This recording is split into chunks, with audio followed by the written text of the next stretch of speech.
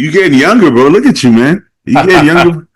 I feel like every month you've been out of prison, you've been getting younger, bro. Thank you. Thank you. I'll tell you, I don't know if you saw, everybody's got their own shit going on, but I did a little review on the SLU PP332. Okay, so I didn't watch the whole thing. I saw the video pop up, but I was in the middle of something, and I didn't actually hear the audio, but I did see you posted that. Yeah, I had a profound reaction to it. And it's funny because if it was a couple people saying it, I'd be like, okay, I appreciate the compliment. But like all the people who hadn't seen me in a while, they were like, bro, you look so much younger. And I'm telling you, it really seemed to happen a lot. Like my face just got like healthier and like more slim because I didn't lose a lot of weight while I was on the Sloop. Like I really noticed my face change a lot on it. So it'll be interesting to see now that I'm off of it if I start getting fat and ugly again. So what did you talk about in the video? Like your experience with it? Yeah, so I went over like my personal, like what I noticed personally, but I also went over some metrics that I monitored the whole time on my bod pod scale, and also I did labs the day before I started and about a couple days after I stopped. Okay. And I did it for 60 days. And I've never in such a short amount of time had my blood work changed that much, where my blood work is already pretty good now. Like it was bad when I got out. Took about a year to get it good again. But one of the things that I was really I'll tell you I can tell you the exact numbers. But one of the things that I was really, really impressed with was the change in my overall cholesterol, not just the total number, which we know obviously is not as important, but here's something that's I think the most profound on this, right? So my total cholesterol dropped by 40 points in 60 days. That's crazy, right? But I let everybody know in the video, there's one variable that I think is important that people know. I did run oxandrolone at 50 milligrams for the first 30 days, right? And I will tell anybody that combination, I did, 500 micrograms of the Sloop with 50 milligrams of Anavar, and I was absolutely getting bigger and leaner consistently on it. Now here's the thing. The one thing that I hate about Anavar, besides the fact that it also kind of makes my face puffy when I'm on it for some reason, at least at that dose, it really wrecks my cholesterol. I'm very like sensitive to it, and I know a lot of guys are like, oh, well, you just do it before you work out in a low dose. And I'm like, I'm not going to do it like that. If I'm going to do it, I'm going to do it hard and blast it, and get the most out of it. So typically I see my good cholesterol crash. So last time I did this, it did. And so I've been saving these Anavars the whole time that I've been home, trying to get that number up. And I had it up to 31, and it was stuck at 31, right? It was only like 20 when I got out of prison, but my total cholesterol was like 240. It was terrible. So my cholesterol, right? I told you that the total number dropped 40 points. My good cholesterol went up 11 points. While also being on Anavar, which is crazy. That never ever happens. So it fixed my ratio to where I went from like a 5.1 to under a 3.1, which is like outstanding. So I was really, really impressed with that. The other thing that I thought was extremely impressive also. So my I've been watching my kidney function a lot because it was pretty bad when I got out of prison. So my EGFR went from 83 to 90. My creatinine, which has been pretty good, dropped to 1.03. I've never had it less than 1. You know what I mean? Like most big guys, you're not going to see that. Mm-hmm. So there's a lot to be said about its effect on not only heart health but kidney health. I mean and then outside of that, I literally dropped 3% body fat on it while eating more food. Damn.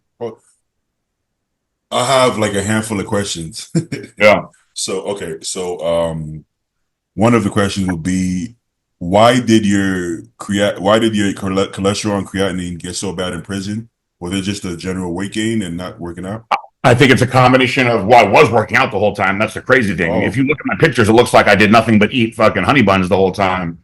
But I was working out every morning, but it was just body weight stuff, which I did what I could, but it's a lot different than what I was doing for all those years. But I think that it was a combination of my hormones rebounded really bad against me from being on my entire adult life and then having to come off cold turkey, the very high dose of Paxil, and then I ate, I tried to get as much protein as I could, but you really, really struggle to get like 80, 100 grams a day.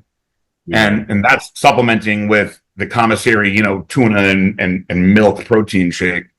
And it's just there, you just eat so much carbs, so the triglycerides were through the roof, and so to me, where I was at in prison, it was basically like, look, there's guys in there, I respect it, that they will just eat beans and tuna, and they're ripped, these guys, you know what I mean? But they're 130 pounds, you know what I mean? And they're on it. I give them credit, man, to just do push-ups and burpees and pull-ups and eat that clean. To me, I was like, listen, this is a depressing place.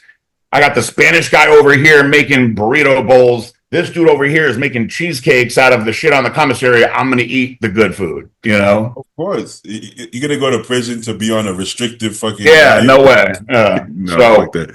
Mhm. This might be an unpopular opinion. I don't know if it is. I would assume maybe it is.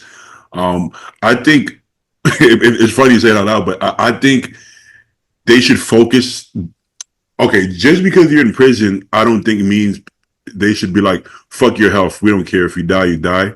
mhm. Because I mean, you being in prison, you probably realize now that everybody in prison isn't like a horrible person.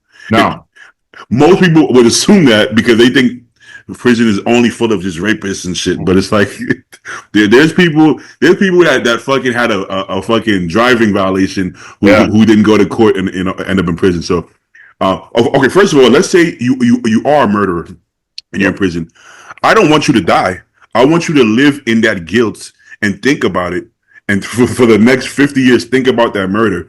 That's more punishment than dying is an easy way out, right? Mhm. And Oh, and then if you're not that big of an offender, you should still be able to leave prison with some kind of bill of health.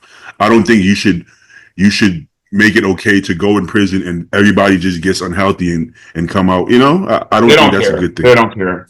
No, they They don't. don't care if you die in there. You should see how bad it is when people are sick in there. But, in state prisons, I think there's a lot of people that go to state prison and they get jacked. And Okay, and okay. and there's in state prisons, because I was with guys that did both, and they were like, man, state prison, we had steroids, we had supplements, we had a nice weight pile. But in the federal prison, with exception to at a lot of the pens, where the murderers and rapists go, they Yeah, still have weights, because I think it's like, for them, it's like these guys are in here for life. We'll let them have their weights, right? But everywhere else, they removed all that stuff from the federal prisons. There's only like a couple places in the United States that still had weight piles.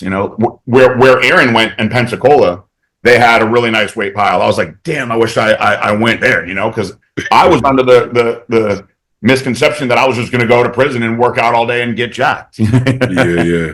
That's yeah, yeah. I think most people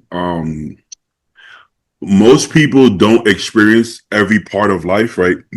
To understand that there's a lot of gray area in life, right? So things aren't that black and white. Most people idea of prison is if you end up in prison, too fucking bad. You should be miserable and die, right?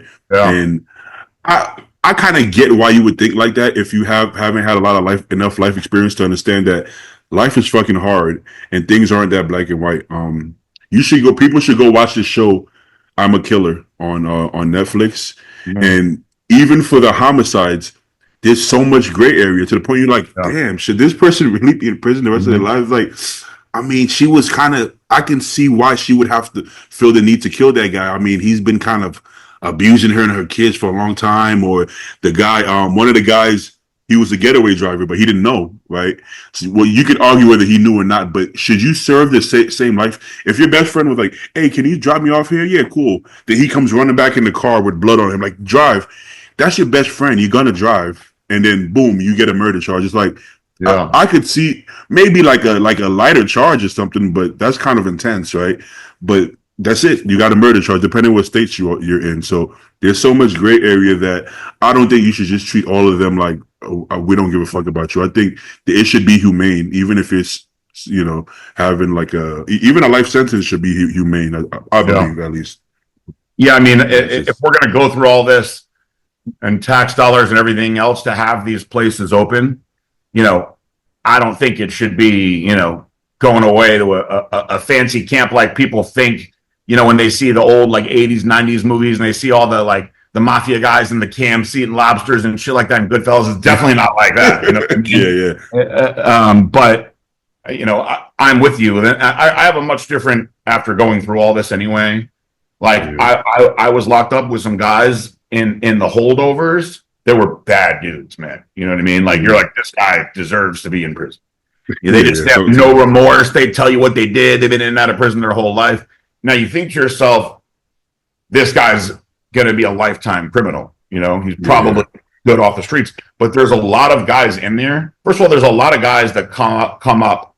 I was with a lot of guys that come up from nothing in shitty parts of, like, for instance, I never knew how bad, like, for instance, St. Louis is, right? Like, I had no idea it was that bad. Like, there's a lot of guys, young guys from gangs and shit, that are in there that, they drop out of school when they're in, like, 8th grade, get into gangs, start selling drugs, and it's like they repeat because they don't know any other life. To me, somebody that young, you should be able to rehabilitate them, Sure. but they don't do that for you. They don't do that for you. And they actually make it way harder when you get out. 100%. Like when I see I live in West Hollywood. I did a lot of dogs, for instance, right? Mm-hmm. Anytime I see an aggressive dog or a bad dog, I always say, look at the owner. Don't look at the dog, because a dog is a clean slate. Yes, they have certain genetics, whatever. That's the same for human beings. You just had a baby. Your baby is completely innocent, clean slate. There's not a bad fucking inkling in that baby, right? Mm-hmm. It's what happens after that makes them the way they are. So you gotta think to yourself, for somebody to be so fucked up and no remorse, what happened in this person's life? I'm not saying it's an excuse. I'm not saying don't go to jail. You still gotta go to jail. But I'm saying everybody's born with a clean slate. So you have to take yourself out of your situation. We were blessed enough to have parents who taught us morals, right from wrong. We assume we were just born like that. We weren't born like that. They instilled that in us. Some people don't have that luxury. And you have to understand that some people have no morals because their mom was in the room doing fucking meth or crack or some shit. Their dad, they never seen their dad in their life. What the fuck do you expect from me? I'm just, I'm trying to survive, right? So then it's like, that person, are they evil? They just never had a chance. And a lot of people can't put themselves in that shoes because they're like, if it was me, I would just go to school and, no, you wouldn't. No, you wouldn't. It doesn't work that way. It's the same thing, though. You brought up the dogs, though, but it is, without sounding corny, it all comes down to love. Like, if you give a dog a lot of love and you raise it with love, doesn't matter if it's a pit bull, Rottweiler, whatever, they become really, really, really loving, and it's the same thing with people. There's tough love, of course, also. But if you beat a dog, right, and treat it like shit, they get aggressive. And, I'm speaking not in physical terms specifically, but it could be also physical terms for a person. You know what I mean? If you're emotionally not there, or you're breaking somebody down, they become aggressive too. I believe that, at least. 100%. Have you ever, I don't know if you watch a lot of these like murder documentaries and forensic stuff, but I'm like a big fan of those shows. I've never once seen somebody like, oh, this guy killed 5 people and he grew up in a beautiful house in fucking Malibu with great parents. Mm-mm. It's always other than those two brothers. Well, they were still like molested and shit, right? Yeah. But they did grow up nice, but fucked up at the same time. It's like it's always they were fucking sexually abused. They were beaten. it's like, damn, what the fuck? They don't know anything else but violence, right? Yeah. So Uh, it's like sometimes you have to look at the, well, in this case, the parents or just the environment, yeah. in general. So the best thing you can do for a child is having both parents, Yeah, which I is, agree. I really even if do. you're, I think that a lot. I saw there's a funny comedy show on Netflix right now. I never watched him before until the other night. Andrew Schultz. He's got a stand up on Netflix. he's hilarious. He's the best. Hilarious, right? So, but he was like talking about the whole thing is about he just had a baby, right? And he was like, the one way that you can almost guarantee as a father, if you can almost guarantee that your son will go up great. It's different for daughters.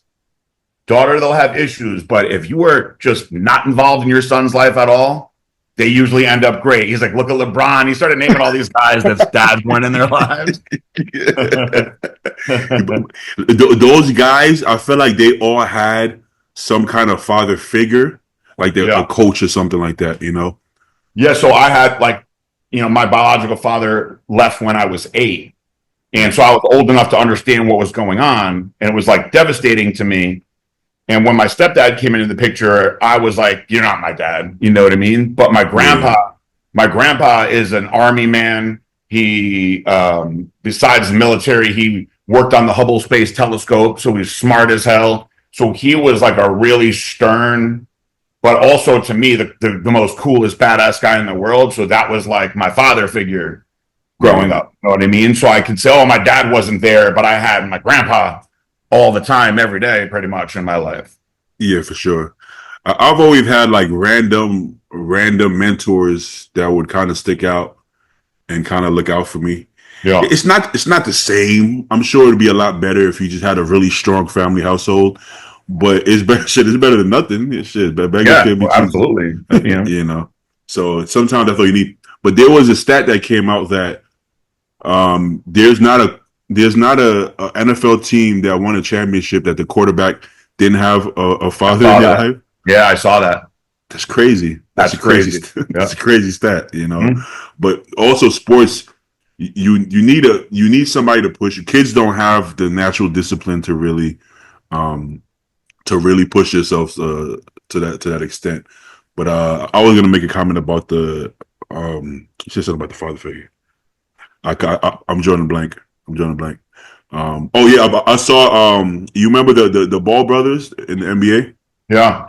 So they've been like reposting old videos from when they had the reality show, and he was so hard on Lamelo, which is the youngest, who's Yeah. also the best by far. Yeah. And people used to complain like, "Oh man, this guy. He's so selfish. It's all about him."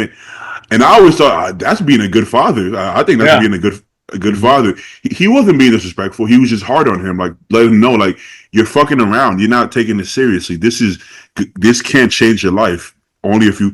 And it worked. Obviously, all three sons made it to the NBA, and Lamelo, just like he said, he's the best one, right? And it's funny because you see so much people complain about absent black fathers, and actually see a black father going above and beyond, and it's like, oh, he's doing too much, and it's like, I mean, that's called being a father. I don't think it's too much. I think he's just being a father. I think that's how you Yeah. should be. I just had a lunch the other day with a guy. Bruce is his name. I can't really get too into detail with it, but he is in many ways, a very serious and stern guy, and he's in sales. And a lot of people are like, "Oh man, like I don't want to have to deal with him."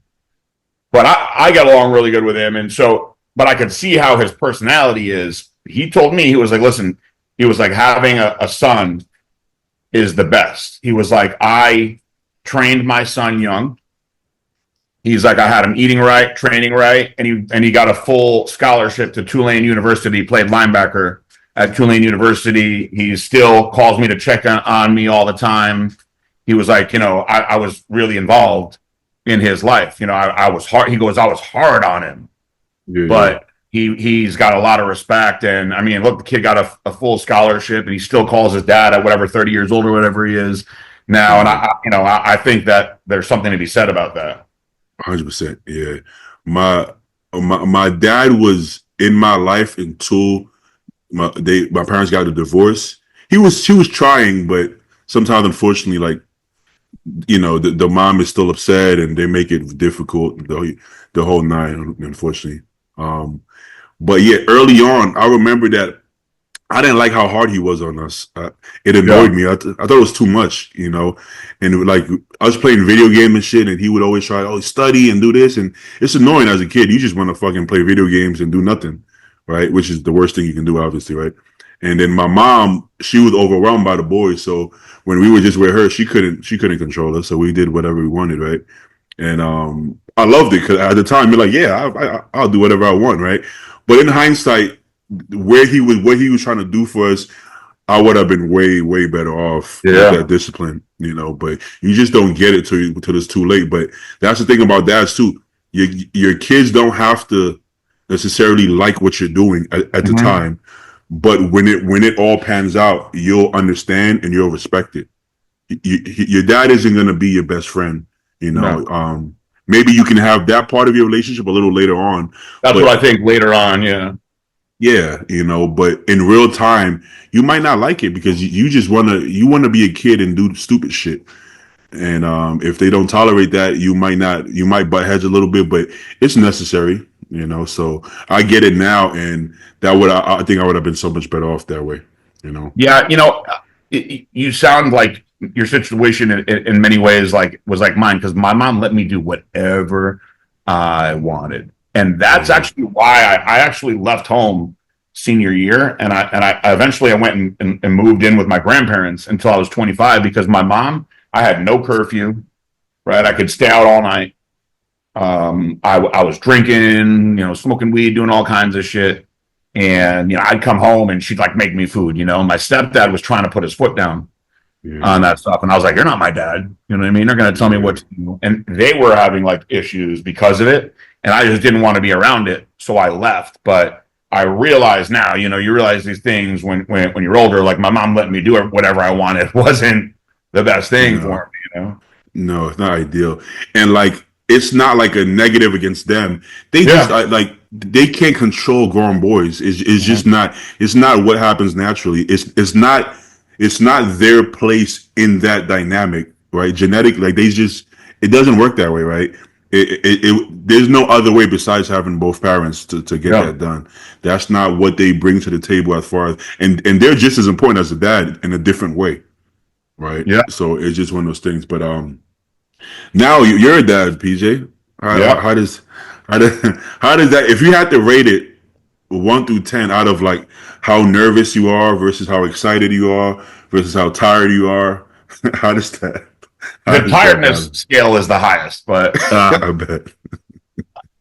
the part of that is my own fault though because I'm a super light sleeper, and so when I hear him or like if she's changing or repeating him, it wakes me up. Like I'm such a light sleeper. I've always been like that, and so psychologically, if I'm up because he basically eats like around the clock. That's one thing I guess I didn't. I knew it was going to be hard, but what I didn't know was how hard the whole like breastfeeding, breast pumping aspect that is because if your wife or partner decides to do that, right, which I support, it's great for the baby. It's a full-time job, right? So Yeah, I don't know how women could do that alone, to be honest with you. And I see why a lot of women just like screw this, I'm not doing it. Because you yeah, really got to have like a tag team partner helping you. Because first of all, the milk for a lot of women doesn't just come out, right? It's a whole process, and it's yeah, for the woman very frustrating and stressful. So she's got to strap this breast pump on her boobs, right? That isn't comfortable. And actually, if you don't have the right size, which we figured out, hurts you, chews your nipples up, right? mhm, So you got to put this thing on your boobs for literally like 30 minutes every couple hours, right? yeah, To in order to stimulate the milk to come out. And honestly, like not that much comes out. It's definitely not enough right now to be able to feed the baby. Like it's supplemented in, but yeah, like sometimes you see these girls that are like super producers on Instagram, like these girls that like they just have all this milk and they're like, oh, I'm donating it to all my friends. It's 100% not like that because they actually have a job. Never heard of it before until I had a baby, and there's tons of them called lactation consultants. Insurance even covers it. They literally will come to your house to fucking teach you all this shit so you can breastfeed your baby. Now, I know they didn't have that shit when we were growing up. No way. No way. And I know that they don't have that stuff in probably most of South America, Africa, all these other places, but somehow people will be growing up the right way. So I don't know what happened here in the United States. It's got to be our food, right? Where the women just don't produce a lot of milk. So while they're doing that, both of their hands are holding these things on their boobs, so they can't do shit, right? So if the baby cries or wakes up or anything, then you have to do it, or they have to stop that, which screws up the whole process. Because if you don't do it every 3 hours, and that means midnight, 3 in the morning, 6 in the morning, you have to keep on doing it. So meanwhile, the baby, you try to get the baby on the same schedule, and babies, like adults, thrive in structure and routine. So you don't just like feed the baby. So the baby wakes up, change the baby's diaper. This could be an easy process. Sometimes maybe the baby will decide to pee like as soon as you're about to be done, all over the place, or poop. Then you got to rechange the diaper. Then you feed the baby, which takes a good, like, between burping and everything else, like, I mean, it takes a good, like, honestly, 20 minutes, you know? They told me don't let it take more than 30 minutes. They said if it takes more than 30 minutes, the baby at that point is burning too many calories. My baby chugs, so it's not that big of a deal. But then after that, you've got to like soothe the baby until the baby wants to go to sleep, which isn't instant either. So that process is a solid hour. But here's the thing. This is what they explain to you. You're not waiting 3 hours from that. It's 3 hours from the time you started. So really, you only got like 90 minutes to 2 hours before you're waking him back up again and repeating the process again. So it's literally nonstop. So when she feeds him at 3 o'clock in the morning, I hear it and I wake up, right? So I'm like, psychologically, but this is also, not everybody would be like this, but I used to just say I'm just a psycho. But I know that I can go to the gym because I'm awake, get my workout in, then I'll be happy psychologically knowing that I did what I need to do and be back by like 6 o'clock to help out for the next feeding. So that's kind of basically where I've been at right now. So the thing is, that little bit of difference between getting up at 5:30 and training at 7, I haven't adjusted my actual sleep aspect to it yet. So by like midday, I'm like a zombie. Like she was talking to me the other day. I'm like, I can't even follow what you're saying. I've got to like get some better sleep. I knocked myself out with anesthetize the other night. That shit works so good, by the way. I slept good, man. I slept till like 7:30 in the morning. I had an off day the next day, and I felt so good. I was like, man, if I could just feel like this every day, I'd be good. But the actual baby part of it is awesome, bro. Like, it's just something that happens in your brain when you know it's your baby, that the peeing on your hands, he peed all over my chest yesterday and I was laughing so hard. Like it's all cute and funny to you, you know, like you're like, and I don't know, like, if everybody feels like that, but I assume they have to, because it's just a switch that happens in your brain. Yeah. Shit. Imagine the couples that are like working like a 9 to 5. It's those are the people, man. I salute them because we're in a really good spot where, you know, she can take a full 6 weeks off from her job and get through this phase and recover from her C-section and everything. And I can help out a lot. I don't have to worry about going to a job. You know, if I had to go to a job and be gone for a huge chunk of the day, then she really was on her own, which is rough, you know? Yeah. Honestly, I feel like it's best to have kids later in life. I mean, for so many reasons. First of all, hopefully you're in a position financially where you can do a better job. And then just the emotional, I think for a lot of men, a lot of us, there's a different level of emotional intelligence that we gain with age. But then the issue is the woman, they're on a clock. So then it's like, you have to, you know, watch for that too, you know. But I always tell like women, like my female friends, like you should date older because you want the guy to be in a certain place, and then you want, you know, and then your clock as well. So also another thing, society teaches these days kind of teaches like pop culture, teaches women kind of like to like stay single and have fun until a certain age. And it's like, I think the earlier the better. You know, with all due respect, the earlier you can get that guy, that long term guy, the better. Don't wait, because you start waiting too late. You know, first of all, the field you have to choose from goes Yep. down. The quality of men might go down. So I think get there if that's something you want to do in life. Get there early. But then as far as the man, I think later on in life when you have your shit together is really the only way.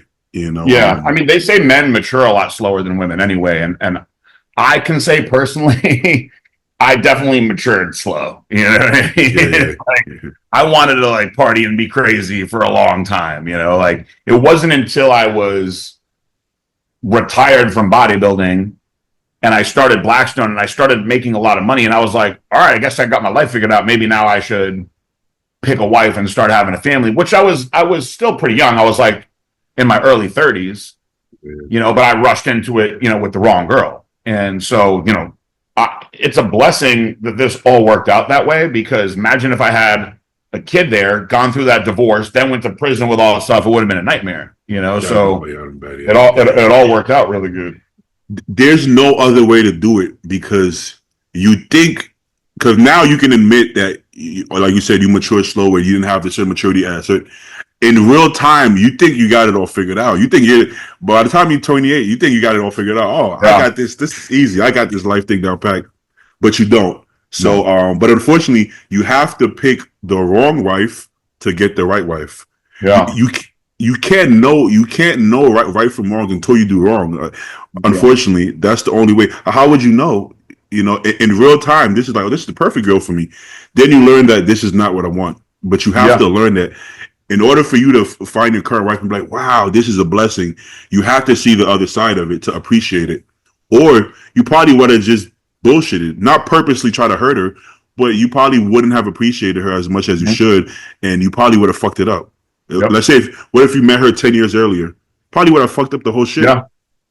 You know? So you have to go through that to actually appreciate her, cherish her, and do right by her. You know? Yeah, I think that there's people who get it right the first time. I think it's less often in this day and age, dude.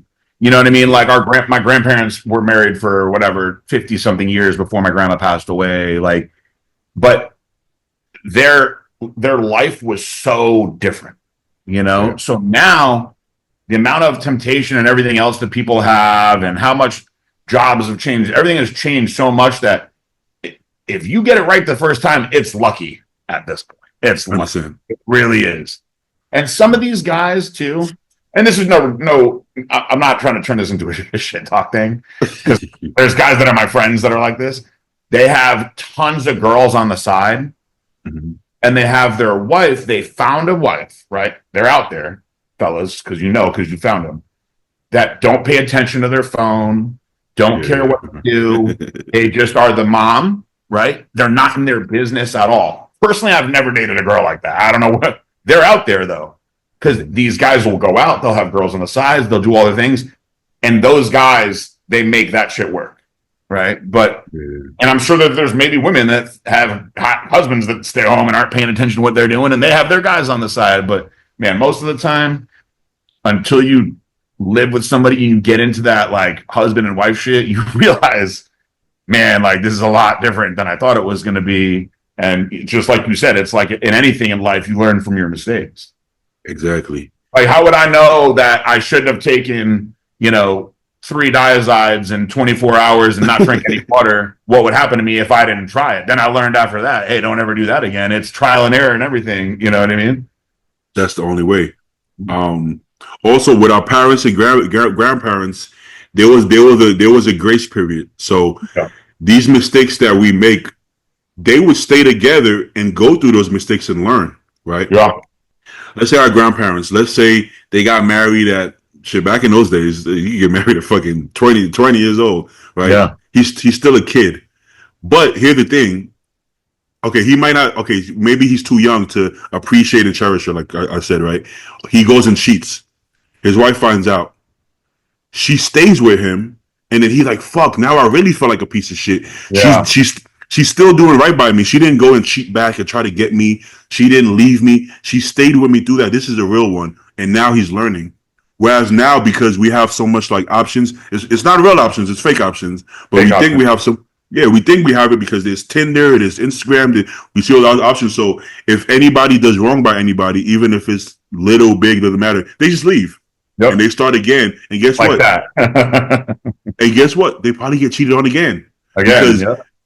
because they're assuming that if they leave this person that really loved them, nobody else will do them dirty. But you're gonna run into the same thing until those men get to a point where they learn, right? Mhm. So you could just stay with that same guy, and you could just learn as you go and build even stronger. But which is what they did. Whereas now we just leave each other and keep running into the same problems till we both mature. Where we could have stayed with that same partner and just matured together through the mistakes, Yeah. right? Dude, I know chicks that will be in relationships and the boyfriend will do something that like irritates them or pisses them off. And they're instantly like, oh, I think I'm gonna go hang out with this guy like privately. I'm like, damn, like just from that. Yeah, yeah, Just because he like, oh, he went on vacation with his friends, and he didn't invite me to go. It was a guy's trip. I'm gonna go spend time with this guy while he's gone. Like, damn, like, yeah. you know? It's wild, and just the perception. Let's say you got Cardi B and Offset. Mhm. He cheats, she leaves him, right? Yep. I get it. But then now she's dating somebody and they're in an open relationship. So he's still fucking other girls, right? So so it's like, what if you would have stayed with that family, built that family, and then Offset is like, yo, this is a really good woman. What the fuck am I doing? I'm done with that. I'm getting in my late 30s now. Fuck this. This is who I want. And then you build something stronger instead of leaving and still you're getting it's still technically you're getting cheated on, but you know about it, so it's okay. And it's like I can't tell anybody what to do, but think about what you're leaving and what you could have built versus settling for somebody who's kind of probably a piece of shit, realistically. But you're settling anyways just because you feel like empowered because you know they're fucking other girls. Like, it's kind of, I don't know. I mean, if that's how she wants to live her life, that's fine. But if you think about it logically, what you actually want, that's probably not the way to go. So obviously he's at fault as well for cheating. I'm not justifying it. Yeah, I'm of just course. giving the option. But okay, but back to to dad life. Right. Yes. So 10 out of 10 on the tiredness. Excitement is also 10 out of 10. And as far as like nervousness, like are you anxious? Like, oh my God, they're gonna go up so fast.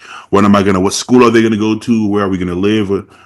There are things that are like challenging that happen, when you have a child. I'll tell you, for me right now, probably the most challenging thing um has been the my decision on the vaccines, right? Because there's so much information out now on the vaccines that's very scary.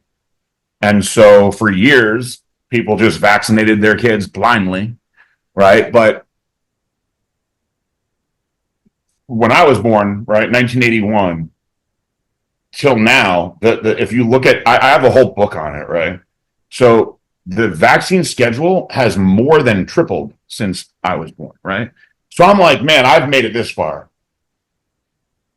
What are Right. all these other things?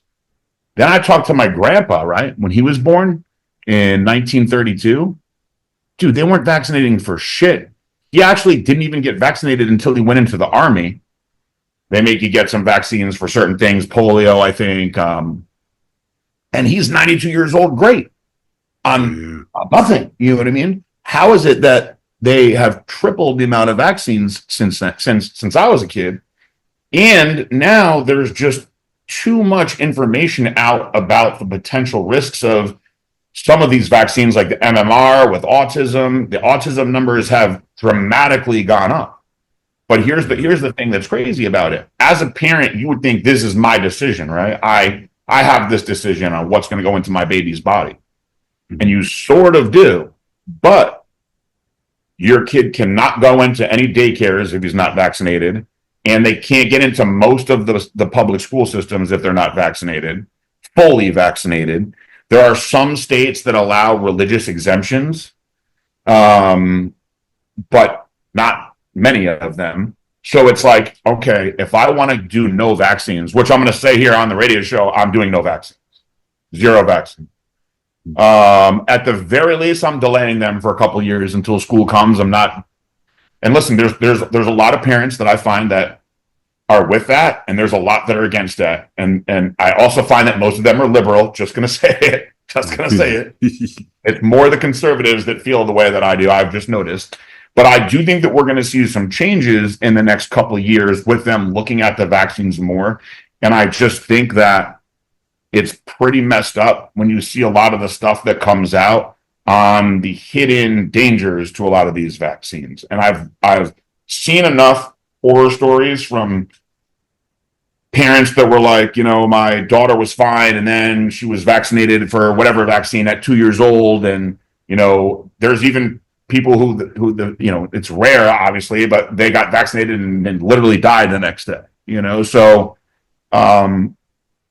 there are enough studies that show that the kids with the least vaccines are the healthiest kids, which is crazy. There's doctors that have lost their licenses for putting this information out. And people will say like, oh, you guys are the ones that you're conspiracy theorists for putting this information out. There's actually a lot of information out. And so now you have RFK that's like getting involved in this stuff, which I think is great. But will he be able to really make an impact against the most powerful people in the world, which is the pharmaceutical industry? I don't know. So for me, you look at this precious life, right? And you're like, man, am I making the right decision? Do I vaccinate? Do I not vaccinate? Some of them, to me, are a no-brainer, right? Hepatitis B, they want to do it as soon as the baby comes out. You can only get hepatitis B through blood. It's a blood-borne disease, right? So mama doesn't have it. How the hell could the baby get it? Why is that a mandatory one? So I denied all those things. Now once you get into the whole like anti-vax club, you're like the bad parent that's going to poison the other kids because your kid's germs are going to get on the other kids. But it's like, that's not even how it works. Well, but they're vaccinated though. So I know, that's the crazy thing. Why, if you feel like, well, this vaccination is going to protect them, then shouldn't it just do its job and protect them against, So I'll be interested to see like some kind of statistic. I just don't know if it might be skewed because, like you said, pharmaceutical industry is strongest. I want to see a statistic on how many kids that have autism got the vaccine because I feel like it would be staggering. Well, it's interesting because got vaccines. There's and this is a silly stat, but it's still an accurate stat. There's no autism in the Amish community. They do no vaccines, right? They're like, what is autism? You know what I mean? Yeah. So, and there are, like I said, religious groups that get by with doing no vaccines, and they also report like no autism. You know what I mean? Yeah. Healthier kids. So there's a schedule that says you have to do all these vaccines. The schools say you have to do them. Many doctors get bonused on doing them, but look at now, right? There's all of the negative information about the COVID shot is now officially out, right? So all the lies and everything that many of us believed the whole time now is officially out. Okay, like this vaccine was really hurting a lot of people, so they haven't taken the time to do any studies that are new on any of these things in kids. They're agreeing to now start doing this stuff now, which is good. You know what I mean? Like another thing is, this is, I think, not as serious, obviously, but still pretty serious, is there's been no tests in 20 some odd years on the baby formula here, right? The baby formula here is way different than the European formulas. I've been using a holistic European brand called HIP. And if you look at the label versus like a lot of the shit here, it's a lot of the shit here has stuff that I'm like, I don't even know what that is. Why is the baby drinking that? That's crazy. It's crazy. Go to let's take a trip to Ghana or Nigeria and just have a survey. Hey, How many of do you have any kids with autism? Yeah, you And look, know what I mean? look at the expression. They're gonna be like, "What? What are you even talking about?" Any of your kids having trouble learning how to speak or anything? They're gonna be like, "No, not really." I mean, I've seen some funny videos where they've gone to countries like that, and they've brought up like pictures of like trannies and stuff to see the reactions, and it's so they're all like blown away by it, right? They can't believe it. oh man, it's like a different world, man. Like so, Listen, I'm some of the about shit to that I'm goes on about here. to show you something that you got to do Uh, on your own right now. This is a uh, next level hack right now. oh, So you take first of all, this is the best flavor yeah, that yeah. That's my that favorite one too. That's my that's the favorite best one too. thing that they've ever done over there. So give those guys Yeah, a high five. yeah, Right. yeah. So you take one scoop of this. I'm gonna show you how you really next level it Okay, okay. because I like that flavor a lot anyway, right? Yeah, So you do yeah. that. But then you get the prime rocket Oh, pop. okay, okay. You double it up. You add that to it. This is my like favorite drink now. What do you drink it like throughout the day? Yes. I Oh, started doing it just like in the morning when I was going to the gym, but it actually tastes so freaking good that I went on Amazon and I bought a bunch of these prime sticks because this flavor is fire. And yeah. together, it's so good, dude. It's so good. Like sometimes I hate that like my intro workout, I'll put so much shit in there that it fucks with the taste. Yeah. But I like to have my pre sometimes separate, or Mm-hmm. sometimes I have my intro separate just because it actually tastes good that way. Yeah. No, if you do it like leave it alone and just enjoy the taste of it, because I just throw these in my water and it makes me just drink more water anyway. Yeah, yeah. Just this is my favorite like flavor. You know, not everybody has different things that they like. Like I like sour gummy a lot. A lot of people don't like sour gummy, but the Rocket Pop, outstanding, Yeah, yeah. outstanding. So okay, so question for you: Do you want more kids? So I would really That's like to, not right now, I would really like to have a daughter. Yes. okay, If I okay. can nail a daughter the second time, I may go get a vasectomy after that because I think two is plenty. I think But so we too. both agreed that we want to focus on Enzo for a while. And I have to be really careful because the doctor has let her know she's going to be extremely fertile now for like the next like 6 months, year. Yeah, yeah. So I might have to, hop on some S23 or something that'll kill my sperms for a little Yeah. while. Pull Practice out, that pull out. pull out game, yeah, pull out game. My pull out game is horrible, horrendous. Honestly, I think that the fact that I made it to 44 without having kids, like I could say that my pull out game is amongst some of the best there is. hey, hey, were you like a big condom guy when you were younger? Did you use condoms Hell no. regularly? And okay, I think we talked about this already in one episode. Let's not get back into that. Never mind. Okay, so let's say in the perfect world, right? You guys were both in your early 20s, which we explained why that probably wouldn't have happened because But let's say magically you guys were still in your 20s, all the money in the world, all the time in the world. How much kids would you have in a perfect world if there was nothing stopping you from having as many kids as possible? I don't know because I'll tell you, one kid is a lot already. You know what I mean? So I also don't think that, like, you see some of these guys that keep having kids as they get older and older and older. Yeah, Like, yeah. you get a point where, like, all right, you're pretty old. You know what I mean? How involved can you be in your kid's life? Like, although I'm on the older side, 20 years from now, I'll be 64. I plan on staying in the gym and being a young 64. You know what I mean? So I'll still be able to be involved in everything that he does.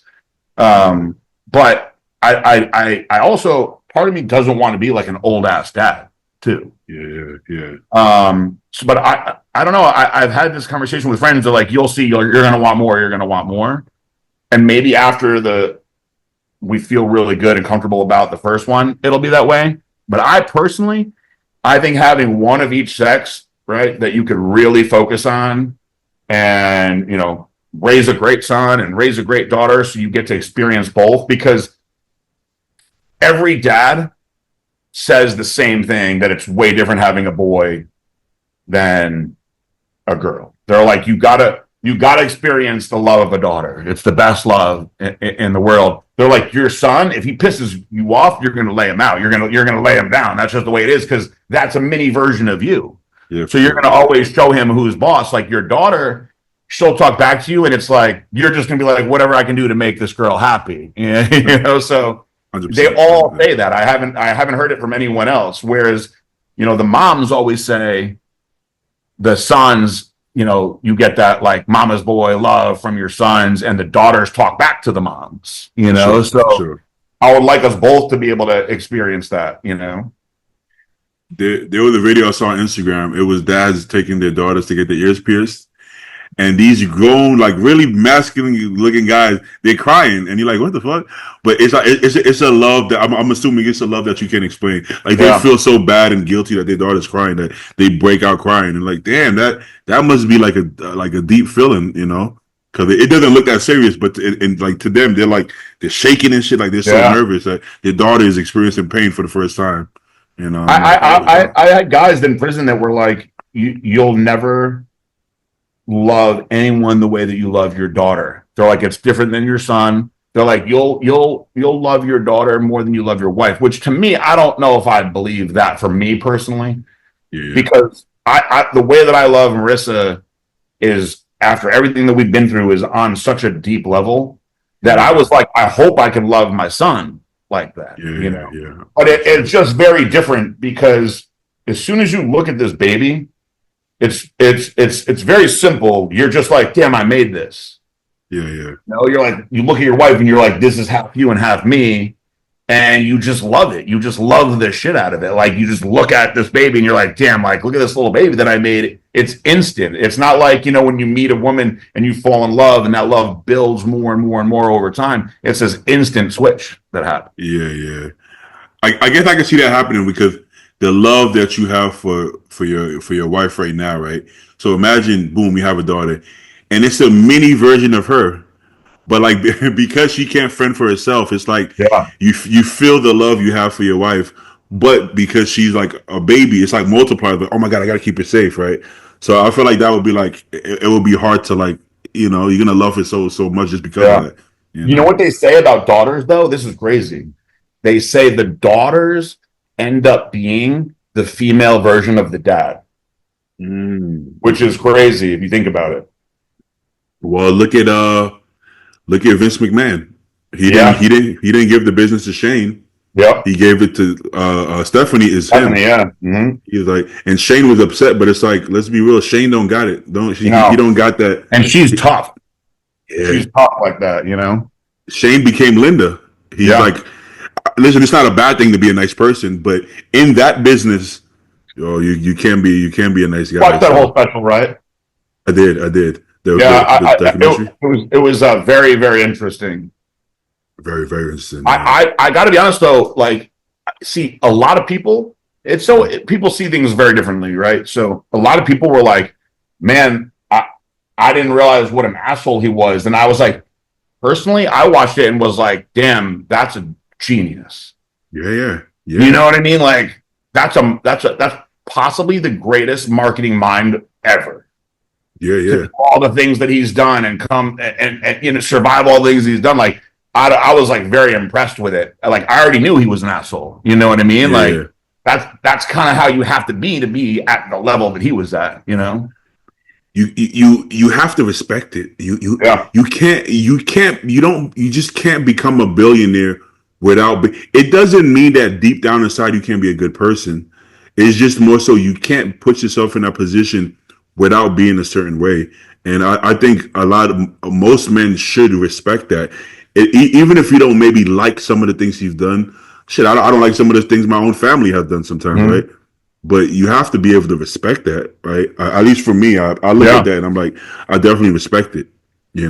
He's done some crazy shit, and even his own family, even his daughter and son have some things that they didn't appreciate about him, but they still respect him at the end of the day. And I think that's That's important. But it's funny when he was like, they was like, is the Vince character anything like the real Vince? And he was like, no, no, no, not like me. And everybody was like, yeah, it's exactly like him. You know, he does it, you know. But Yeah. I'm sure there's different sides to him, but I think what he's done is amazing. Personally, I think what he's done is Yeah. amazing. You know, Genius. And the hustle. I respect the hustle more than anything. yeah, yeah. You know, without, I mean, uh, and I don't know how he's like in his 80s now. Yeah. He's up Yeah, there. and he put himself in the business and also put himself in harm's way because he probably would have been a lot better off just playing the back seat as far as longevity and not getting into anything crazy. But he put himself right there, and he was willing to do anything for that business. And Yep. that's the only way it's gonna grow to the level it's grown. You know, A lot of people can't understand that. no, no, I think It's hard. It's hard to find a partner or spouse that's on that level too. It's very hard. extremely difficult. You're somebody who had to work your way up in ranks in life, right? So you get it because you've been in positions where you're like, yo, this shit is hard, and also to the point that you're like, yo, at this point, I'm willing to do what it takes, even if I don't like it. I'm willing to do what it fucking takes because there's just unfortunately there's no other way, bro. You can't just I'm gonna work here. I'm gonna to be in any position worth getting in life, you're gonna have to. Sometimes you're gonna have to do some shit you don't want to do, or some shit that's not Yeah. that nice. I mean, Mhm. it is what it is. So you've been through that, so you get it. Some people either started at the bottom, stay at the bottom, or started at the top, and they don't really know where to take you. Right. So when you start from the bottom and work your way up, you understand that you have understanding on doing what it takes to get there, and it's not always pretty. Unfortunately, it's not that pretty. I mean, shit, you literally just you went to jail, bro. That's not No. pretty. Nothing pretty about that, but you can't go back and say you can't look at it as like a fuck up because you still became very successful. Yeah. It is what it is. It sometimes, unfortunately, things go that way. Did Vince almost go to jail, or he was about to go to jail, or something? Actually, he almost went to jail. Well, now he's got all this new stuff going on. But one of my favorite parts about that was how Hulk Hogan essentially bailed him out of that situation because they pulled Hulk Hogan in.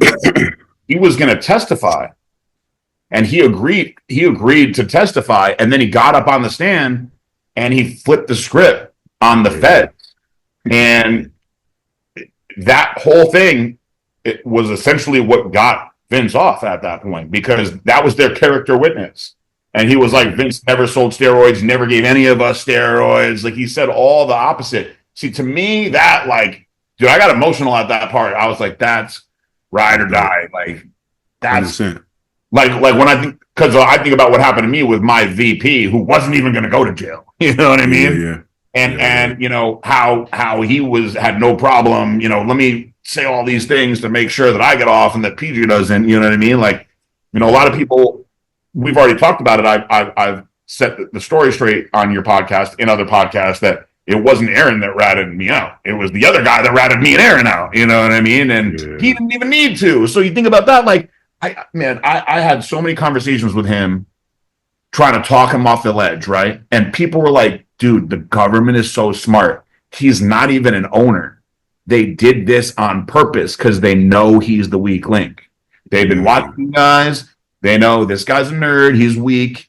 And bro, the amount of times he was like, I'm so scared. I'm so scared. I'm like, bro, the only people who are potentially going to go to jail are me and Aaron. They're just doing this to mess with everybody. Don't worry, paying all the legal fees, everything out.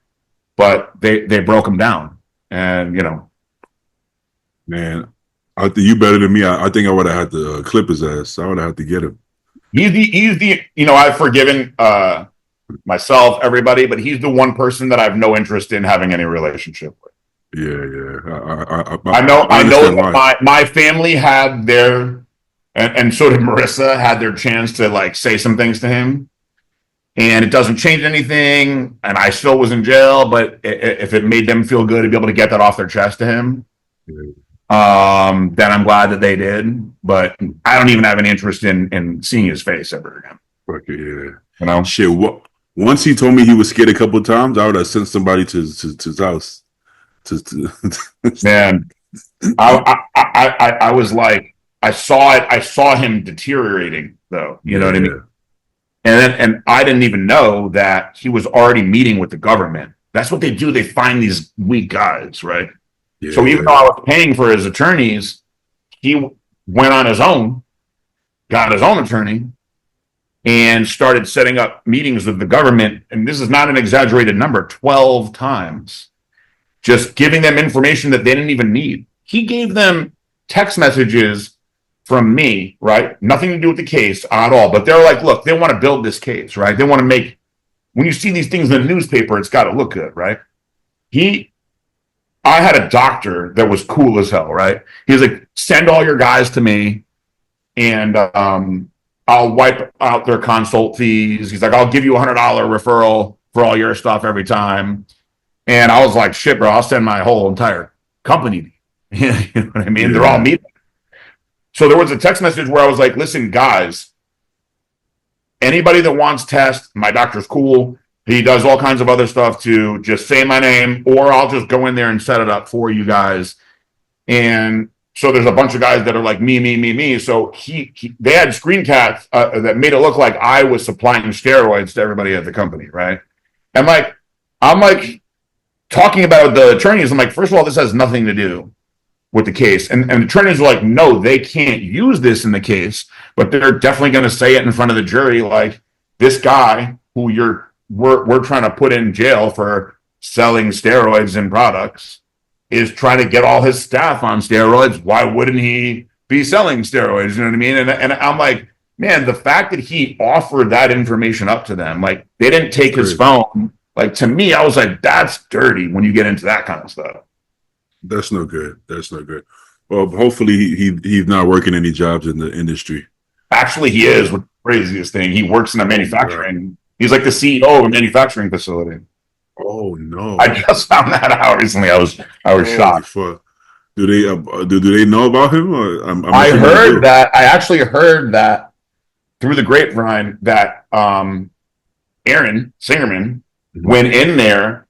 Not knowing that he was like the CEO of like the manufacturing side, and that they like saw each other, and the guy literally like wouldn't look at Aaron in the face and like ran and hid. I heard through mutual people that we knew, and I was like, wow, that's crazy.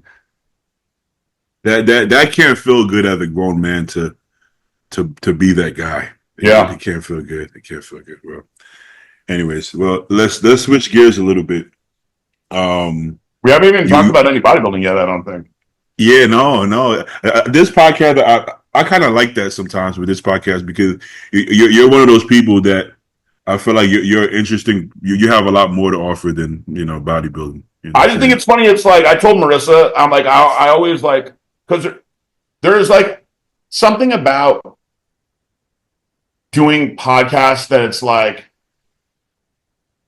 on one hand, it could be a lot of fun. And on the other hand, it's like stressful a little bit. Yeah, because you're like, what am I going to talk about, right?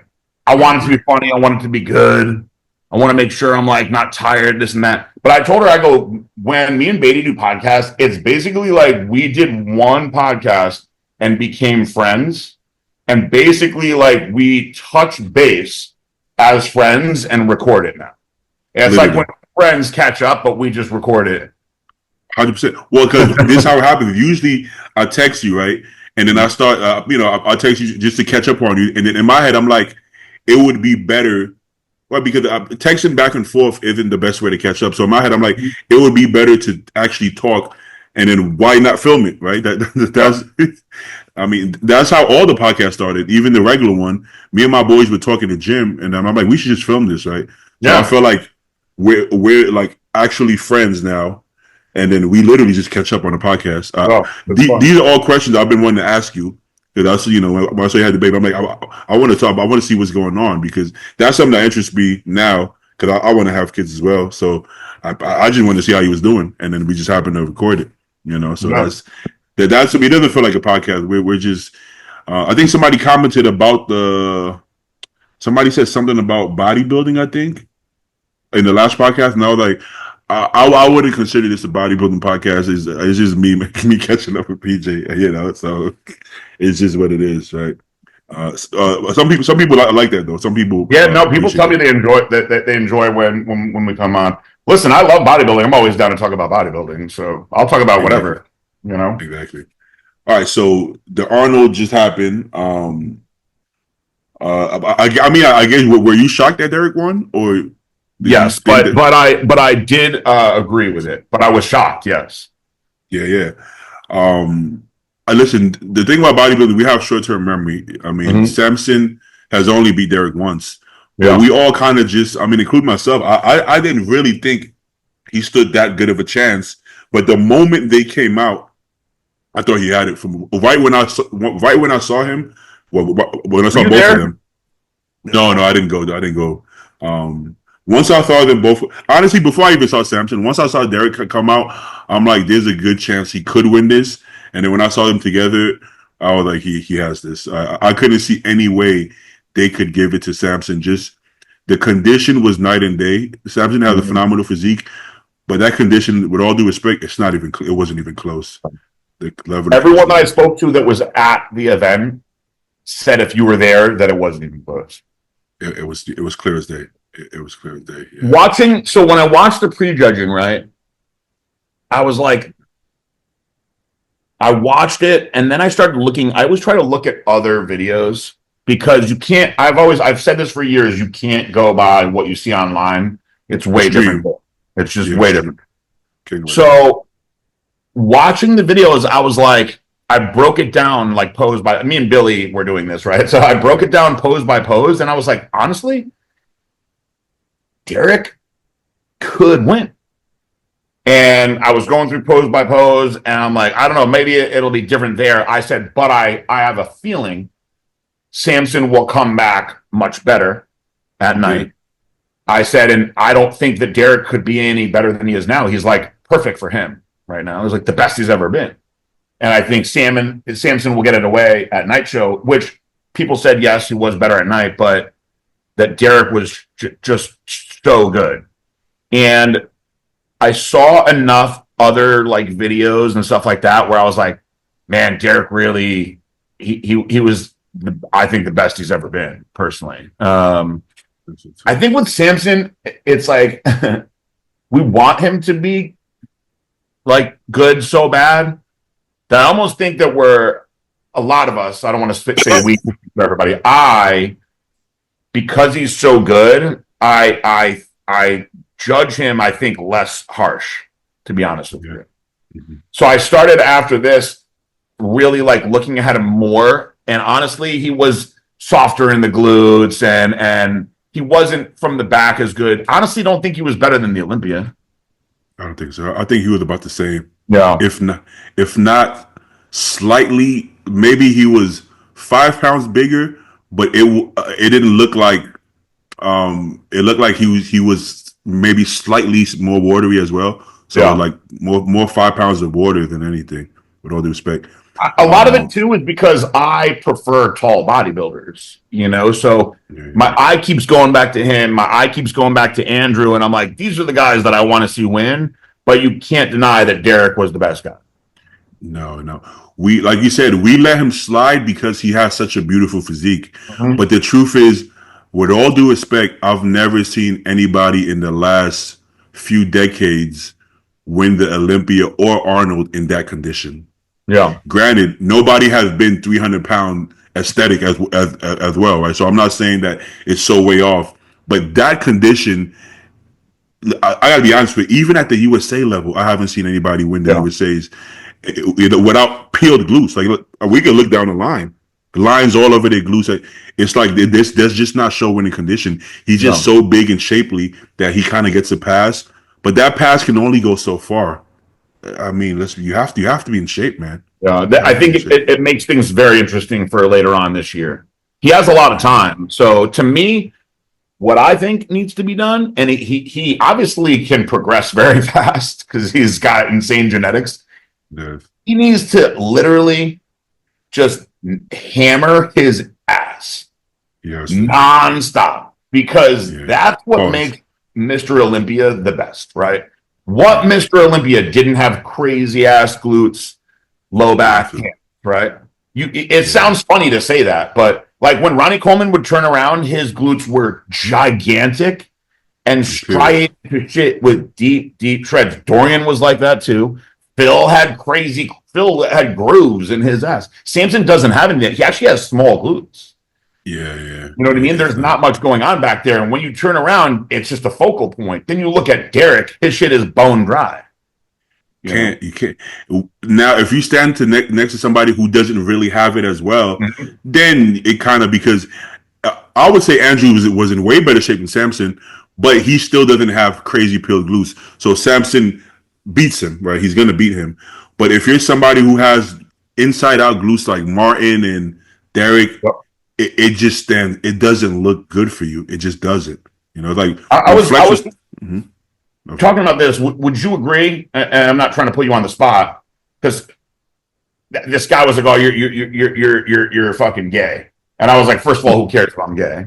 Second, you're wrong. You don't understand bodybuilding. I was like, the ass is the most important part. You For sure. can't beat Mr. Olympia without it. And if you think I'm wrong, you don't understand bodybuilding. It might have been different in the 90s, maybe.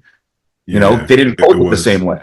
You know what I No, mean? They no. just put their leg back. You know what I mean? A lot of those guys had crazy glutes though. They just Yeah. didn't pose them. Dude, guys now hike their shorts up their asses, right? Plant their legs wide, squeeze the glutes, fire the glutes. If you don't have that, you can't win regular shows, let alone the Mr. Olympia. You can't even turn pro without it. Like No. honestly, like you go down online, see who's winning all the national shows. Yep. It's a focal point. I Mm-hmm. mean, it's extremely important. That can literally bring you from first to fifth. Yeah. Samson just happens to have so many other tools, but Yep. yeah. Okay, so look at this. Andrew's in third place. His critique is that he was actually in shape, but he's still not glutes and ham still not hard enough. And he was, I would say, still a far ahead of Samson in condition. So Yeah. if he's getting third for his condition with just as good of a structure, if not better structure than Samson, then we can't just say Samson is going to win all these shows and Yeah. not get in better condition. They're I very don't. hard on Andrew always, though. Yeah, I don't think Samson will or can ever get as peeled as Derek or Hadi without. I don't want to say he can't, but I mean, not everybody can get in that condition. No. Uh-uh. I still think he can be in far better condition, but he will lose something. He's not going to be as 3D in full. Mm-hmm. He something is going to lose, but it is what it is because I could argue that shit. Lunsford has been coming in losing his legs this whole time. Everybody loses something. You Yep. still have to be in shape. So regardless if he looks a little smaller, he's gonna have to do it. You know what I'm Mm-hmm. saying? So sticking to the Arnold, how did you feel about Arnold's critique of men's physique? Do you think? I mean, honestly, I think Arnold, right? Like it's his show. He's going to say whatever he wants. That's kind of who he is now, right? He says a lot of crazy. He's like that crazy old guy now. Like a lot of people lost respect for him when he said, screw your freedom during COVID. And a lot of people actually pulled out of sponsoring the show because of that. Yeah. Mm-hmm. Now, that being said, I actually agree with him on this particular subject. I agree with him. I have respect. Don't get me wrong for those guys. They have amazing physiques, but I think coming out in the shorts like that and doing those poses is, can I swear? Yeah, yeah, of course. Fucking gay. I've always thought that. I'm like, if they were in, like boxer briefs, right? And did some sort of bodybuilding poses, I think that it would be so much better, right? Like if you look at the other big federation, although I don't think it's that big, the Muscle Mania Federation, they have a division like that. They I do. don't know what it's called, but they're basically men's physique guys that wear shorter shorts and they flex a little bit. And it's like, okay, they're aesthetically pleasing, smaller guys with tiny waists, but at least they're still like hitting some of these shots. Like the guys come out and they do the front relax and the twists and all these other things, and it's honestly a lot of the exact same thing. And Yeah. it's to me, it's like like I said, the guys look amazing. Mhm. I just don't understand why you wouldn't, like, it's like what if we had like an opposite one, right? Like if we came up with a cool name for like the freaky leg guys, right? Because there's a lot of guys that have beast legs Yeah, and yeah. terrible upper bodies. Mhm. So they just came out and it was all leg shots, you know what I The mean? And they t-shirt. kind of like wore t-shirts. You would say that's crazy, PJ. That makes no sense, but that's exactly what this is. It's the That's what opposite it of is. that. That's what it is in reverse. Yeah. Freedom goes both ways. So it's like Arnold is free to say what. I mean, Mhm. first of all, it's his show. Even if it wasn't his show, he can say Yeah. whatever he wants. But it is his show. He can say what he wants. But then also, they're free to react however they react, whether it comes off sensitive or not. Right. So it's Yeah. like he said what he said. They said what they said, and some of them are going to boycott it. I mean, unfortunately for them, nobody's going to care. The guys below them are going to be like, "Great, get the fuck out of here! I want that 25,000. I'm Yeah. going to go get it."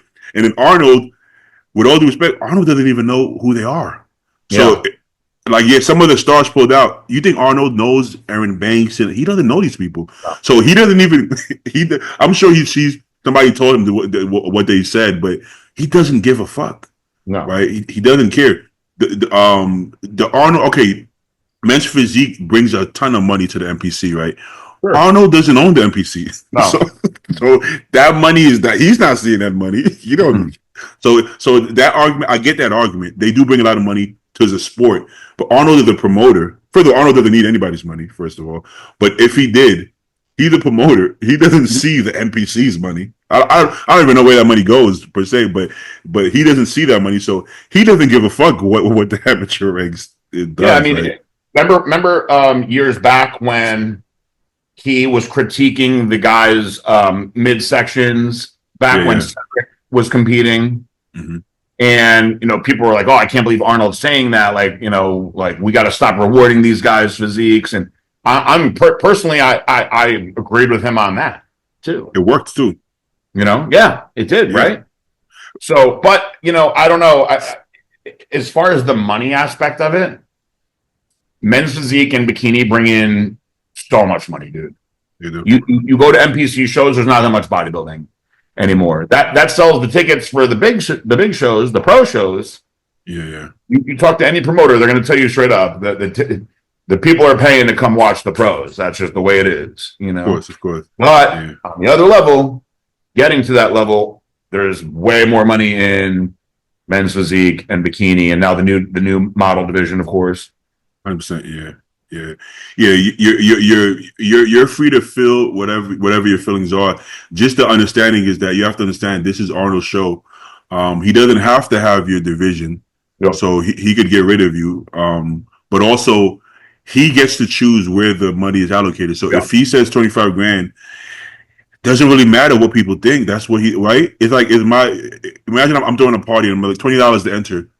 You could not want to pay the $20, but it's my party, so he could do whatever he wants, and you could be upset, but it really doesn't matter. I Yeah. mean, with all due respect. So I will say, and Arnold agreed to this. I think the winner had an amazing physique, and Arnold said it himself. Yeah. He was like, "Oh, this guy looks amazing." He just wanted to see his legs, Yeah. and he has legs. Yeah. Actually, I watched all of it, and I was going back and forth because personally I was thinking the other guy, Diego, right? Is that his name? Yeah, I like Diego's physique too. And I was like, man, he looks really good. And but again, people were like, oh, if you were there, it wasn't as close. Because I was like thinking that maybe Diego was going to win when I was watching the comparison. That's good. And I'm like, damn, these guys have crazy physiques. Like, I would love to see them pose and show their legs. I've always thought that. But here's the thing, man. And not saying this is the way for everybody, but a lot of men's physique guys can't put the package together to go be bodybuilders. They want to compete really bad. They might say, "Oh, I don't want to do all the drugs." A lot of them take shitloads of drugs. I coached for years. You coach, whatever. Yeah, it's not the case. I'll give you an example of somebody that I love, Chris Loop. Right? I've coached him for shows. I didn't juice him out crazy. It was conservative, I'll say. Fed him like crazy, got him absolutely peeled. But at the end of the day, he's 185 pounds and he's got skinny legs. You know what I mean? It is, yeah. Listen, he looks damn good in those shorts, though, because his waist is only like 28 inches. So even now, a few years later, right, trying to bulk him up, having some fun in the gym, he's like 200 pounds. But he put on classic trunks for me one day, which kind of startled me. And I was like, he came out and I was like, oh, are you trying to go to classic? And he was like, no, I just wanted you to see my physique progress. And I was like, oh, it kind of threw me off like that. I've never seen you. And I love him. His legs are sliced, but they're skinny. So he wouldn't be able to have success in classic or bodybuilding because of that. But he really wants to compete. He likes to compete. So men's physique. You know what I mean? No problem with that. Yeah. I think a lot of bodybuilders think, okay, so I've noticed, especially a lot of my friends are a lot higher than me in the, in body, like they're pros, right, or top pros. I don't think they understand their own genetics, right? No. I don't think they realize that this is not normal, right? Mm-hmm. I remember Stu was like, something about like, yo, if you're not pro by 25, like, you're probably not going to be a good pro. And it's like, cause that's his perception, because he doesn't realize that those are the outliers. That's not normal. Yeah. You're talking about the best of the best. Yep. Those are the people, if they turn pro in the early 20s, but that's not the norm. The norm is guys turning pros in the 30s or mid 30s even. So he doesn't have the viewpoint that understands that this is not normal. He thinks, he calls himself a mediocre bodybuilder. He's not saying that as a joke. He thinks he's like mid. He doesn't think he's that, but this is top notch genetics he has. He doesn't see it. So what they think is that, oh, men's for these guys, they just don't train hard. That's why they're not big. I've never seen that myself. I coach men's for these guys. I can only speak from what I've seen. Shit, they train really hard. They just one of my guys, Dean, he's trained. I would go as far as say at this point in time, at my age and where I'm at, he trains harder than me. Yeah, but his legs aren't going to grow. It just isn't. Mm-hmm. And same thing. He wanted the crossover. He turned pro. He won the crossover the classic, and he puts on the classic. He actually at that show when he turned pro, the universe, he did both, and I think he got like top 5 in classic. The legs aren't there. They're just not there. Peeled, strong. They're just not there, and they're not going to get there because his training he's doing everything right. They're just not going to happen. I'm feeding him. He eats more food than me. I'm feeding him to the gills. His drugs is where they should be. It's pretty comparable to mine, actually. It's just not gonna. It's not gonna happen. He's not gonna be 300 pounds. Doesn't matter what he does. So it is what it is. I don't think it's even a matter of not training enough or not wanting to be big. I just think some people can't do that. It's a huge genetic factor. Like the best bodybuilders have a different kind of genetics.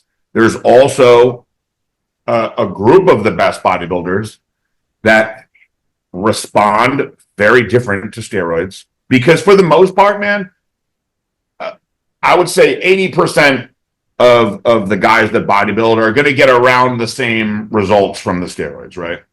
And then you got like a percentage of guys that just, for whatever reason, they just suck. Like they can juice out, they get worse for some reason, right? Yeah. And then you got maybe not even 10%, maybe 5% of the top guys that can continuously get better and better and better when they have the gear in. Yeah. And those guys, when they start young, they're really good at 25. You know what I mean? Some of those guys don't start until they're way older, and then they're really good at 40. Samson and Andrew, basically. Yep. Listen, Aaron Clark did USA's. It was the last year I competed, right? Nobody even knew who he was. I think he was 24. He had only been competing for like 2 years. Mm-hmm. He came in and weighed in. Everyone was like, who the fuck is that kid? He looked crazy. Mm-hmm. And he went in and he won USA's. Showed up out of nowhere. Beat good people. Beat a lot of really good people that year. And he had just started, but he had that kind of genetics where he trained hard. He got on the shit. And he would tell you that he doesn't have good genetics. I'm like, bro, you're 24. You're a pro bodybuilder. You know what I mean? Yeah.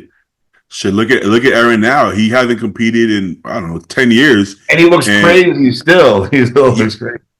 I haven't asked him what he's running, but I'm sure he's not running where he used to run. I'm Yeah. sure he's, I don't know what a fraction of that.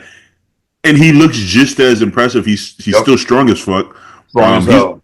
He's older than me, and he's still shit. I don't even squat anymore. He's doing all the Yep. heavy shit he used to do. So that tells you a lot about genetics. Like nobody has made more progress than Samson in this 4 or 5 year period, probably in history. I don't know if anybody's ever made that much progress in 5 years, and he's in his late 30s. Yeah. Do we really believe he's working harder than everybody else in the world? No. Everybody's doing the same shit. He's not taking more drugs than anybody.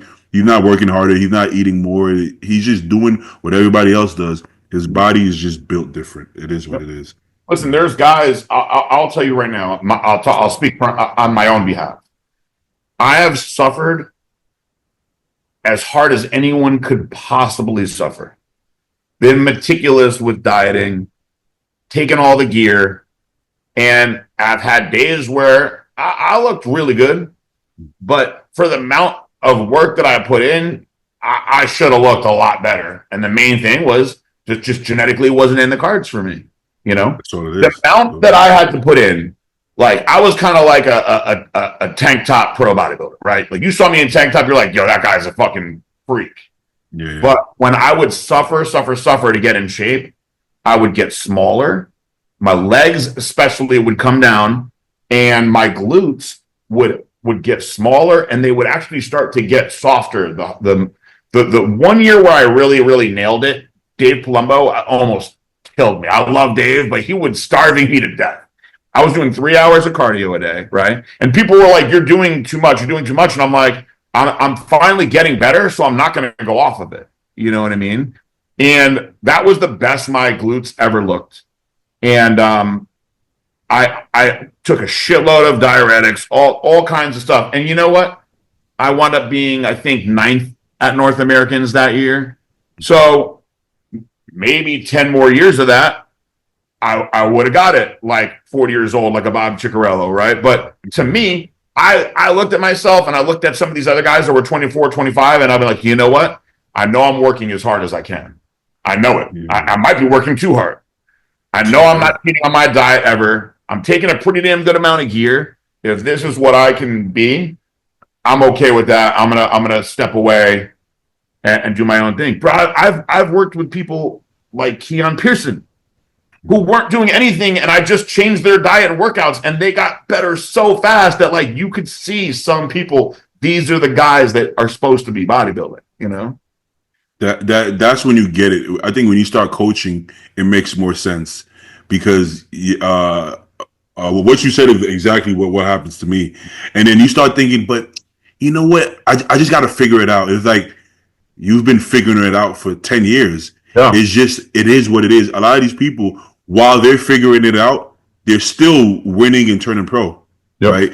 They haven't figured it out until they're like a top pro. They're still figuring it out, but in spite of that, they still look like top pros just because genetics. So you'll do all that, right? And then you're backstage, and then for me it was like Stu, and he's eating chocolate and stuff, and I'm like, yo, how was your diet? It was like I was walking in the woods for cardio. That was it. I was just walking, and then I'm like, how about you? Like, what's your calorie down? 5,000, and it's like you're kind of upset because you're like, damn, I fucking busted my ass just to lose all my gains and still not be as peeled as him. Yeah. And then he's eating all this food, training, and he's kind of like having a great time. I know he feels like he's suffering, but me and you know that it's not even close. So, and then you have to just understand it is what it is. It's what are you gonna do? But in the gym, in the tank top, everybody, even the pros. Before I started talking about it more on the podcast, most of the pros thought I was pro. They thought I was pro. You look like one. You're like, you're not pro. I'm like, no, bro. What are you talking about? Oh, I just assumed all your friends are pros. I'm like, yeah, because they were amateurs like me, and they all turned pro. They all just turned pro. That's what happens eventually. All your friends turn pro. That's the worst. Like when I was coming up, and all my friends started turning pro, right? Like Evan, we knew, right? Like he was going pro no matter what, right? So Evan went pro, right? But the craziest thing was the next year when Guy went pro, and then all of my friends were like, "Bro, Guy went pro before you," and I'm like, "Man, he looked really, really good." And they're like, "Bro, that's like your mini me. How did you let this happen?" And I'm like, "Well, I want him to go pro, but they're like, that's crazy." Like, but I'm like, "Hey, man, he's good. He won the middleweight class. I got to give it to him." So after that, I was like, "Damn, man, now I got to deal with everybody being like, you train Guy, you do all these things with him. He's a pro. He's like your mini me." And I was like, I'm gonna have to get some new friends to hang out with. But then all of them started turning pro too.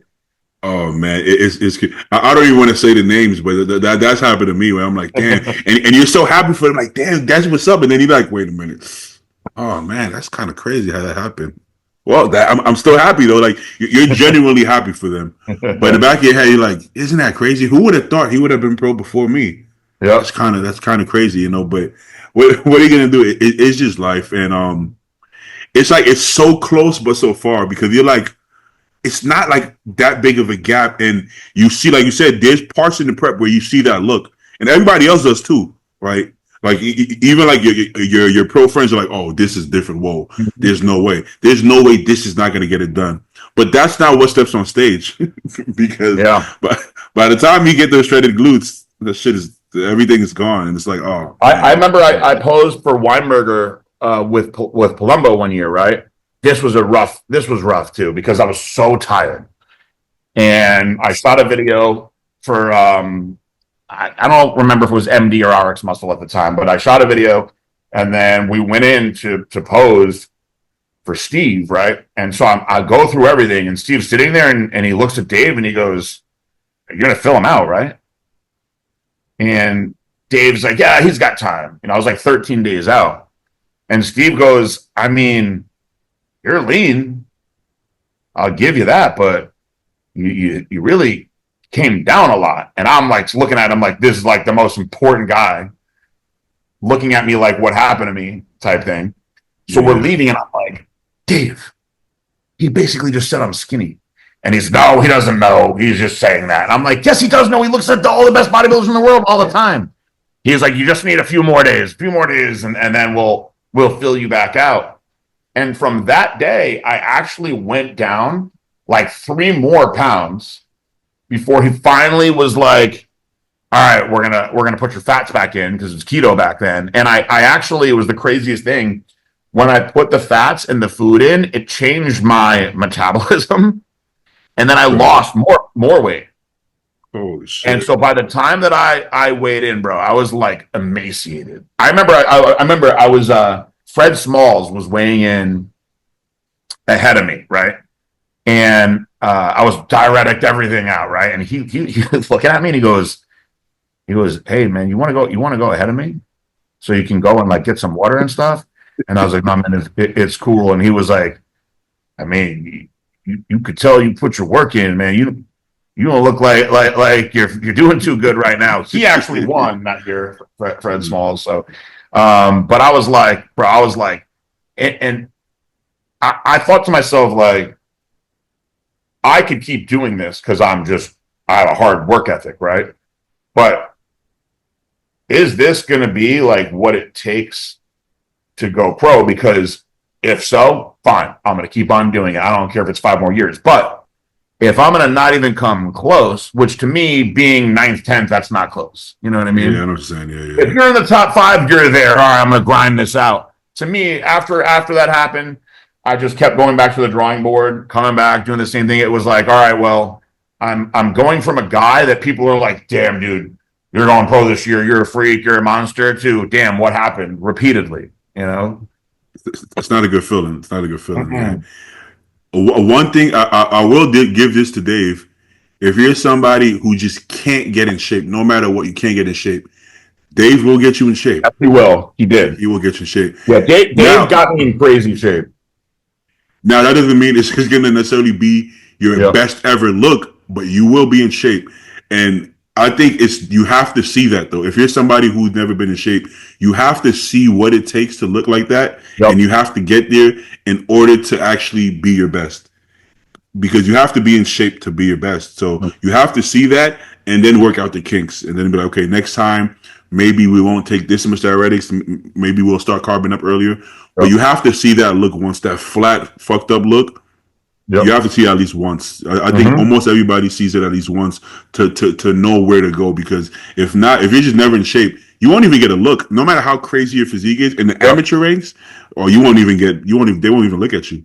You know, you can have the best physique, they won't even look at you. In the pro ranks, actually, a bigger, fuller look, it actually gets more pushed. Amateurs, they don't give a fuck about none of that shit.